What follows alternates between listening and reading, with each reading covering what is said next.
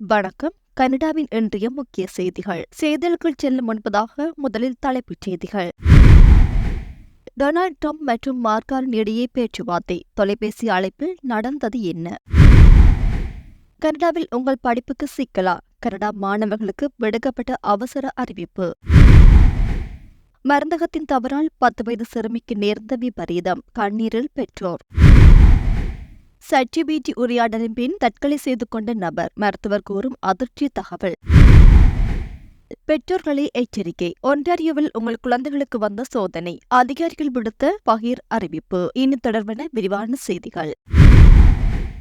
அமெரிக்க ஜனாதிபதி Donald Trump மற்றும் கனேடிய பிரதமர் மார்காரன் இடையே சமீபத்தில் ஒரு தொலைபேசி உரையாடல் நிகழ்ந்துள்ளது. இந்த உரையாடல் ஆகஸ்ட் 21 அன்று காரனின் முயற்சியால் நடைபெற்றது. இந்த மாத தொடக்கத்தில் கனேடிய பொருட்கள் மீதான அமெரிக்காவின் வரிகளை ட்ரம்ப் உயர்த்திய பின்னர் இரு தலைவர்களுக்கும் இடையே பொதுவில் ஒப்புக்கொள்ளப்பட்ட முதல் கலந்துரையாடல் இதுவாகும். இந்த அழைப்பின் போது வர்த்தக சவால்கள், வாய்ப்புகள் மற்றும் பகிரப்பட்ட முன்னுரிமைகள் உட்பட இரு நாடுகளுக்கும் இடையிலான பொருளாதாரம் மற்றும் பாதுகாப்பு உறவில் உள்ள பலதரப்பட்ட தலைப்புகள் குறித்து விவாதிக்கப்பட்டன. மேலும் உக்ரைன் மற்றும் ஐரோப்பாவுக்கு நீண்டகால அமைதி மற்றும் பாதுகாப்பை எவ்வாறு ஆதரிப்பது என்பது குறித்தும் அவர்கள் விவாதித்தனர். ட்ரம்ப் நிர்வாகம் இந்த அழைப்பை உறுதி செய்தது மற்றும் வர்த்தகம் ஒரு விவாத பொருளாக இருந்தது என்பதை ஒப்புக்கொண்டாலும் அவர்களின் தரப்பிலிருந்து மேலதிக விவரங்கள் எதுவும் வழங்கப்படவில்லை. கனேடிய பொருட்கள் மீதான அடிப்படை வரியை 35% உயர்த்தியதைத் தொடர்ந்து கார்னி மற்ற நாடுகளுடன் கனடாவின் வர்த்தக உறவுகளை பலப்படுத்த பணியாற்றி வருகின்றார். மெக்சிகோ ஜனாதிபதி கிளவுடியா ஷைன்பாமை சந்திக்க மெக்சிகோவுக்கு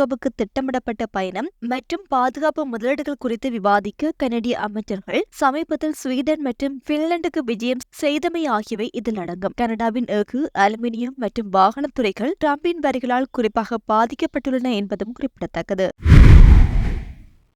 கனடாவின் கனோலா மீது சீனா விதித்துள்ள மிக அதிக வரிகள் குறித்து சீன அதிபர் ஷி ஜின்பிங்குடன் உடனடியாக பேச்சுவார்த்தை நடத்துமாறு பிரதமர் மார்க் கார்னியை சஸ்கட்சுவன் மாகாண முதல்வர் ஸ்கொட் மோ வலியுறுத்தியுள்ளார். சீன மின்சார வாகனங்கள் மீதான கனடாவின் வரிக்கு பதிலடியாக கனோலா விதைகள் மீது சுமார் 76% வரியையும் கனோலா எண்ணெய் மற்றும் உணவு மீது 100% வரியையும் சீனா விதித்துள்ளது. இந்த வர்த்தக பிரச்சினையால் கனடாவின் முக்கிய ஏற்றுமதி பொருளான கனோலாவின் விலை கடுமையாக வீழ்ச்சியடைந்துள்ளது. இந்த சிக்கலை பிரதமர் கார்னி மற்றும் சீன அதிபர் ஆகிய இரு தலைவர்களால் மட்டுமே தீர்க்க முடியும் என முதல்வர் மோ நம்பிக்கை தெரிவித்துள்ளார். நவம்பரில் நடக்கும் G20 மற்றும் ஆசிய பசிபிக் மாநாடுகளில் இரு தலைவர்களும் சந்தித்து பேச வாய்ப்புள்ளது. இதனிடையே இந்த பிரச்சினை குறித்து விவாதிக்க பிரதமர் மேற்கு கனடாவுக்கு செல்வார் என அறிவிக்கப்பட்டுள்ளது. கனடா ஆண்டுதோறும் சுமார் $15 பில்லியன் மதிப்பிலான கனோலாவை ஏற்றுமதி செய்கிறது.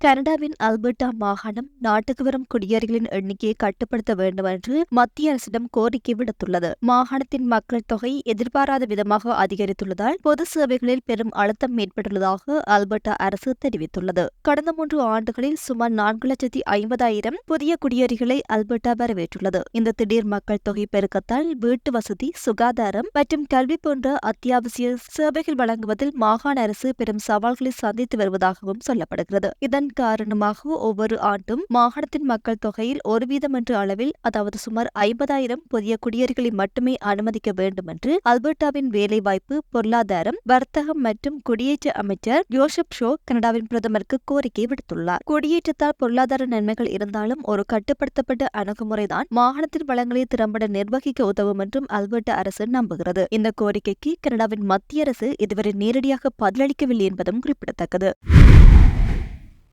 கனடாவில் சர்வதேச மாணவராக படிப்பை தொடர செல்லுபடியாகும் ஸ்டடி பெர்மிட் வைத்திருப்பது மிக அவசியம். உங்கள் படிப்பு அனுமதி காலாவதியாகிவிட்டால் உங்கள் படிப்பை தொடர முடியாமல் போகலாம் மற்றும் சட்ட ரீதியான சிக்கல்களை எதிர்கொள்ள நேரிடலாம். உங்கள் தற்போதைய படிப்பு அனுமதி காலாவதியாகும் தேதிக்கு 30 நாட்களுக்கு முன்னதாக நீட்டிப்புக்கு விண்ணப்பிப்பது மிகவும் முக்கியம். நீங்கள் IRCCயின் பாதுகாப்பான கணக்கை பயன்படுத்தி ஆன்லைனில் விண்ணப்பிக்க வேண்டும். விண்ணப்பிக்கும் போது உங்கள் நியமிக்கப்பட்ட கற்றல் நிறுவனத்திலிருந்து பெறப்பட்ட கடிதம், மாகாண அத்தாட்சி கடிதம், உங்கள் பாஸ்போர்ட் செல்லுபடியும் நிலையில் உள்ளதா என்பதையும் விண்ணப்ப கட்டணத்தையும் செலுத்த வேண்டும். உங்கள் படிப்பு அனுமதி காலாவதி ஆகிவிட்டால் நீங்கள் உங்கள் நிலையை மீட்டெடுக்க வேண்டும். இதற்காக நீங்கள் ஒரு புதிய படிப்பு அனுமதிக்கு விண்ணப்பிக்க வேண்டும் மற்றும் மீட்டெடுப்பு கட்டணத்தையும் செலுத்த வேண்டும். இந்த காலகட்டத்தில் நீங்கள் கனடாவில் தங்கலாம், ஆனால் உங்கள் நிலை மீட்டெடுக்கப்படும் வரை நீங்கள் படிப்பை தொடர முடியாது. முக்கியமாக உங்கள் படிப்பு அனுமதி காலாவதியாகும் முன்பே நீட்டிப்பு செயல்முறையை தொடங்குங்கள். IRCC வலைதளத்தில் உள்ள சமீபத்திய தகவல்களை தவறாமல் சரிபார்க்கவும். உங்கள் பள்ளி அதன் அதன் DLA நிலையை இழந்தால் என்ன செய்வது என்பது போன்ற விவரங்களை அறிந்து கொள்ளுங்கள். மேலும் நீட்டிப்புக்கு விண்ணப்பித்த பிறகு நீங்கள் கனடாவை விட்டு வெளியேறினால் திரும்பி வருவதற்கு சில அபாயங்கள் உள்ளன என்றும் தெரிவிக்கப்பட்டுள்ளது. இந்த வழிகாட்டுதல்களை பின்பற்றுவதன் மூலம் கனடாவில் உங்கள் கல்வி பயணத்தை எந்தவித இடையூறுமின்றி சுமூகமாக தொடரலாம் என்றும் தெரிவிக்கப்பட்டுள்ளது. மொன்றியலின் ஒரு வீட்டின் சராசரி விலை முதல் முறையாக 1 மில்லியனை தாண்டியுள்ளது. இது நகரத்தின் ரியல் எஸ்டேட் சந்தையில் ஒரு புதிய கட்டத்தை குறிக்கிறது. சமீபத்திய தரவுகளின்படி சராசரி விலை தற்போது 1 மில்லியனாக இருக்கின்றது. $1,8234 உள்ளது. இந்த வெளியேற்றம் கடந்த சில ஆண்டுகளாக படிப்படியாக நிகழ்ந்து வருகிறது. 2020ஆம் ஆண்டிலிருந்து 42% அதிகரிப்பையும் கடந்த ஆண்டில் மட்டும் 7% உயர்வையும் கண்டுள்ளது. சந்தை வல்லுநர்கள் இந்த நிலையை விற்பனையாளர் சந்தை, அதாவது செல்லர் மார்க்கெட் என்று விவரிக்கின்றனர். ஏனெனில் வீடுகளுக்கான தேவை விநியோகத்தை விட அதிகமாக உள்ளது. இந்த விலை உயர்வுக்கு குறைந்த வீட்டுக்கடன் வட்டி விகிதங்கள் ஒரு முக்கிய காரணமாக கூறப்படுகிறது. சில வங்கிகள் 3.69% போன்ற குறைந்த வட்டியில் வீட்டுக்கடன்களை வழங்குகின்றன. இது வாங்குபவர்களை சந்தைக்குள் நுழைய ஊக்குவிக்கின்றது. இந்த விலை உயர்வு இருந்த போதிலும் டொரண்டோ மற்றும் வான்கூவர் போன்ற பிற முக்கிய கனேடிய நகரங்களுடன் ஒப்பிடும்போது மொன்றியலில் இன்னும் மலிவு விலையில் இருப்பதாக கருதப்படுகிறது. முன்னர் மொன்றியலின் மத்திய சுற்றுப்புறங்களில் மட்டுமே 1 மில்லியனுக்கும் அதிகமான விலையுள்ள வீடுகள் காணப்பட்டன. ஆனால் இப்போது புறநகர் பகுதிகளிலும் ஒற்றை குடும்ப வீடுகளின் விலைகள் இந்த இலக்கை நெருங்கி வருகின்றன. இந்த வெளியேற்றம் முதல் முறை வீடு வாங்குபவர்களுக்கு பெரும் சவாலாக அமைந்துள்ளது. பலர் தங்கள் பெற்றோரிடமிருந்து பணம் கடன் வாங்குவது அல்லது நண்பர்களுடன் சேர்ந்து வாங்குவது போன்ற மாற்று வழிகளை நாடுகின்றனர். பிராங்க்போர்ட்டில் உள்ள கிரியேட்டிவ் மைண்ட்ஸ் டே கேரில் வெறிநாய்க்குள்ளான வௌவாலொன்று கண்டுபிடிக்கப்பட்டதை அடுத்து அங்குள்ள குழந்தைகளுக்கு முன்னெச்சரிக்கை நடவடிக்கையாக வெறிநாய்க்கடி தடுப்பூசி போட்டுக் கொள்ளுமாறு பொது சுகாதார அதிகாரிகள் பரிந்துரைத்துள்ளனர். கடந்த வாரம் ஒரு குழந்தை இறந்த வௌவாலொன்றை கண்டுபிடித்து ஊழியரிடம் கொடுத்ததை அடுத்து சுகாதார அதிகாரிகள் விசாரணையை தொடங்கினர். பரிசோதனையில் அந்த வௌவாலுக்கு வெறிநாய்க்கடி இருப்பது உறுதி செய்யப்பட்டது. இதைத் தொடர்ந்து அந்த குழந்தை மற்றும் ஊழியர் இருவரும் மருத்துவ சிகிச்சை பெற்றனர். ஆரம்பத்தில் நேரடி தொடர்பு கொண்டவர்களுக்கு மட்டுமே தடுப்பூசி பரிந்துரைக்கப்பட்டது. இருப்பினும் குழந்தைகள் வௌவாலுடன் தொடர்பு கொண்டதை நம்பகத்தன்மையுடன் தெரிவிக்க முடியாமல் போகலாம் என்பதால் முன்னெச்சரிக்கை நடவடிக்கையாக ஆகஸ்ட் 14ஆம் தேதி வரை டே கேரில் இருந்து அனைத்து குழந்தைகளுக்கும் தடுப்பூசி போட்டுக் கொள்ளுமாறு கிராண்ட் ஏரி பொது சுகாதாரம் பரிந்துரைத்துள்ளது. இந்த சிகிச்சையில் ரேபீஸ் இம்யூன் குளோபுலின் ஒரு டோஸ் மற்றும் 2 வார காலப்போதில் வழங்கப்படும் 4 டோஸ் ரேபீஸ் தடுப்பூசி ஆகியவை அடங்கும். சிகிச்சையை எளிதாக்குவதற்காக பொது சுகாதாரத்துறை கிளினிக்குகளை நடத்துகிறது. இந்த சம்பவம் அந்த பகுதியில் வௌவால்களால்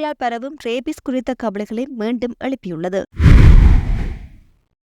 அல்பர்டா மாகாணத்தில் கடுமையாக ஊனமுற்றோருக்கான உறுதி செய்யப்பட்ட வருமான திட்டத்தில், அதாவது AISH திட்டத்தில் அறிவிக்கப்பட்டுள்ள மாற்றங்கள் பேரழிவை ஏற்படுத்துவதாக உள்ளதாக எட்மண்டனைச் சேர்ந்த பிரியன் காஃப்னர் தெரிவித்துள்ளார். மேலும் தான் இதுகுறித்து மிகவும் பயப்படுவதாகவும் அவர் தெரிவித்துள்ளார். தான் தற்போது பல நோய்களால் பாதிக்கப்பட்டு சில நாட்களுக்கு ஒருமுறை IV சிகிச்சை எடுத்துக்கொள்ள வேண்டிய நிலையில் இருக்கின்றாராம். மத்திய அரசு இந்த ஆண்டு கனடா இயலாமை பலன், அதாவது கனடா டிசபிலிட்டி பெனிஃபிட் திட்டத்தின் கீழ் குறைந்த வருமானமுடைய மாற்றுத்திறனாளிகளுக்கு மாதம் $200 வழங்குவதாக அறிவித்த போது அதனால் மகிழ்ச்சி அடைந்ததாகவும், ஆனால் அல்பர்டா மாகாண அரசு அந்த பணத்தை AISH பெறுபவர்களுக்கு விலக்கு அளிக்கப்படாத வருமானமாக கருதுகிறது. இதனால் அவர்களின் மாதாந்திர மொத்த உதவித் தொகையில் எந்த உயர்வும் இருக்காது. இந்த $200 இழப்பால் வீட்டு வாடகை அல்லது மளிகை பொருட்களில் ஒன்றை தேர்ந்தெடுக்க வேண்டிய கட்டாயம் ஏற்படும் என்றும் அவர் கவலை தெரிவித்துள்ளார். இந்த உதவித்தொகை திட்டத்தில் வரவிருக்கும் மாற்றங்கள் இத்துடன் முடியவில்லை. ஜூலை 1, 2026 முதல் AISH திட்டத்தில் உள்ளவர்கள் தானாகவே அல்பர்டா இயலாமை உதவி திட்டத்துக்கு மாற்றப்படுவார்கள் என்று மாகாண அரசு அறிவித்துள்ளது. வேலை செய்யக்கூடிய மாற்றுத்திறனாளிகளுக்கு அதற்கான ஆதரவை வழங்கி வேலைவாய்ப்புக்கான பாதைகளை உருவாக்குவதை ADAP திட்டத்தின், அதாவது அல்பர்டா டிசபிலிட்டி அசிஸ்டன்ட் புரோகிராமின் நோக்கம் என்று அதிகாரிகள் கூறுகின்றனர். மிகப்பெரிய மாற்றமாக ஜூலை 1, 2026 முதல் AISH திட்டம் முடிவுக்கு வந்து ADAP என்ற புதிய திட்டம் அறிமுகமாகும். இதில் மாத உதவித்தொகை 1901 1140 குறைக்கப்படும். வேலை செய்யக்கூடியவர்களை வேலைக்கு அனுப்புவதே இதன் நோக்கம் என அரசு கூறுகிறது. ஆனால் இன்க்ளூஷன் அல்பர்டா அமைப்பு பயனாளிகள் வாரத்துக்கு 30 மணி நேரத்துக்கு மேல் வேலை செய்தால் மட்டுமே இந்த இழப்பை ஈடுகட்ட முடியும் என்றும், திடீரென 35,000 பேருக்கு வேலைவாய்ப்பு உருவாக்குவது சாத்தியமற்றது என்றும் எச்சரிக்கிறது. தற்போதைய AISH திட்டத்தில் நீடிக்க விரும்புவோர் புதிய மருத்துவ அறிக்கை மூலம் தங்கள் தகுதியை மீண்டும் நிரூபிக்க வேண்டும். தகுதி பெறாதவர்கள் குறைந்த உதவித்தொகை கொண்ட ADAP திட்டத்துக்கு மாற்றப்படுவார்கள். மாகாண அரசு தற்போது இந்த திட்டம் குறித்து செப்டம்பர் 12 வரை பொதுமக்களிடமிருந்து கருத்துக்களை கேட்டு வருகிறது.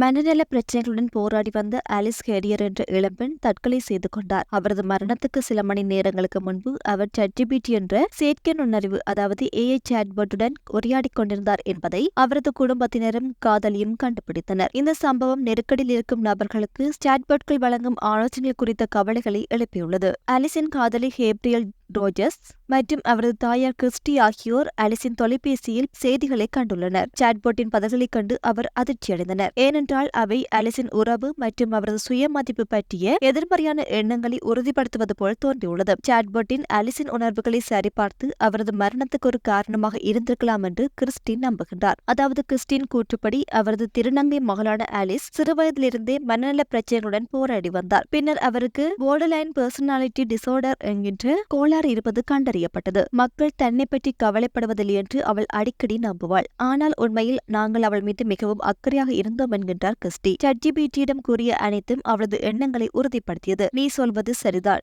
நீ இதை பொறுத்துக் கொள்ள வேண்டியதில்லை, அன்பு அல்ல என்று கூறியது. இந்த வார்த்தைகள் எல்லாம் அவளுடைய மனம் அவளிடம் சொல்வது எல்லாம் AI உறுதிப்படுத்துவதை படித்த போது தான் திகைத்து விட்டேன் என்று கிறிஸ்டி குறிப்பிட்டுள்ளார். மனநல மருத்துவரான டாக்டர் ஷிமிஹாங் சிகிச்சைக்கு மாற்றாக சாட்பாட்களை பயன்படுத்துவதற்கு எதிராக எச்சரிக்கின்றார். அவர் மேலும் கூறுகையில் AI ஆனது நீங்கள் கேட்க விரும்புவதை சொல்லும் வகையில் வடிவமைக்கப்பட்டுள்ளது. அது ஒரு சிகிச்சையாளரை போல உங்களுக்கு சவால் விடாது என்றார். ஆராய்ச்சிக்காக சாட்பாட்களை பயன்படுத்தலாம், ஆனால் சிகிச்சை உறவுகளுக்கு பயன்படுத்த வேண்டாம் என்று அவர் அறிவுறுத்துகிறார். இளம் வயதினருக்கு AI எவ்வாறு ஆலோசனை வழங்குகிறது என்பதில் பாதுகாப்பு அம்சங்கள் இல்லாததையும் இந்த சம்பவம் எடுத்துக்காட்டுகிறது. ChatGPT உருவாக்கிய OpenAI நிறுவனம் முக்கியமான சூழ்நிலைகளின் மாதிரியின் பதில்களை மேம்படுத்த தாங்கள் பணியாற்றி வருவதாக கூறுகிறது. இருப்பினும் மனநல ஆதரவுக்காக சாட்பாட்களை பயன்படுத்துவதால் ஏற்படும் அபாயங்களில் இருந்து பாதிக்கப்படக்கூடிய மக்களை பாதுகாக்க இன்னும் நிறைய நடவடிக்கைகள் எடுக்கப்பட வேண்டும் என்றும் ஆலிஸின் குடும்பத்தினரும் நண்பர்களும் கேட்டுக்கொண்டுள்ளனர்.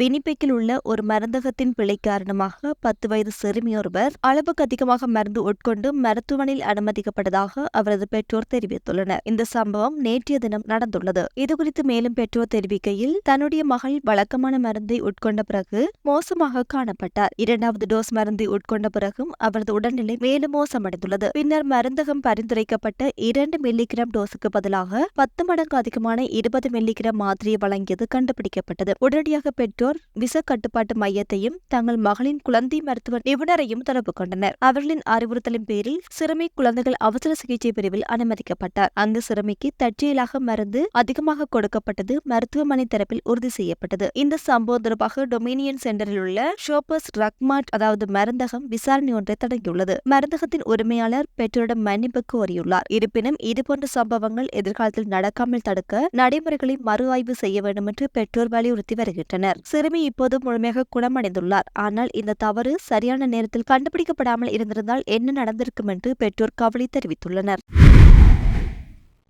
நோவஸ்கோஷியாவில் உள்ள மருத்துவமனை ஒன்றில் நியூ பிரன்ஸ்விக்கைச் சேர்ந்த மருத்துவர் சஞ்சீப் சர்வால் என்பவர் பாலியல் வன்கொடுமை செய்ததாக குற்றம் சாட்டப்பட்டுள்ளார். கடந்த ஜனவரி மாதம் ஹம்பர்லேண்ட் பிராந்திய சுகாதார மையத்தின் அவசர சிகிச்சை பிரிவில் நோயாளி ஒருவரை பரிசோதனை செய்த போதே இந்த சம்பவம் நடந்துள்ளதாக கூறப்படுகிறது. பாதிக்கப்பட்ட பெண்ணின் முறைப்பாட்டை தொடர்ந்து ஆகஸ்ட் 14ஆம் தேதி கைது செய்யப்பட்ட மருத்துவர் சஞ்சீப் சில நிபந்தனைகளுடன் விடுவிக்கப்பட்டுள்ளார். அவர் நவம்பர் 15ஆம் தேதி நீதிமன்றத்தில் ஆஜராக உள்ளார். இந்த வழக்கில் மேலும் பாதிக்கப்பட்டவர்கள் இருக்கலாம் என காவல்துறை சந்தேகிக்கிறது. மருத்துவர் சஞ்சீப் நோவஸ்கோஷியாவில் தனது மருத்துவ உரிமத்தை கடந்த மார்ச் மாதம் தானாக முன்வந்து ரத்து செய்துள்ளார். இருப்பினும் அவர் தற்போது நியூ பிரன்ஸ்விக்கில் சில கட்டுப்பாடுகளுடன் பணிபுரிகின்றார். அதன்படி நோயாளிகளை பரிசோதிக்கும் போது அவருடன் ஒரு மேற்பார்வையாளர் கட்டாயம் இருக்க வேண்டும் என மருத்துவக் கல்லூரி உத்தரவிட்டுள்ளது. இந்த குற்றச்சாட்டுகள் பெரும் கவலையை ஏற்படுத்தியுள்ளதாகவும் இந்த விடயத்தில் வெளிப்படைத்தன்மை தேவை என்றும் உள்ளூர் அதிகாரிகள் தெரிவித்துள்ளனர். தற்போது இது தொடர்பான மேலதிக விசாரணைகள் தொடர்ந்து நடைபெற்று வருகிறது. இத்துடன் இன்றைய நாளுக்கான செய்திகள் முடிவடைகின்றன.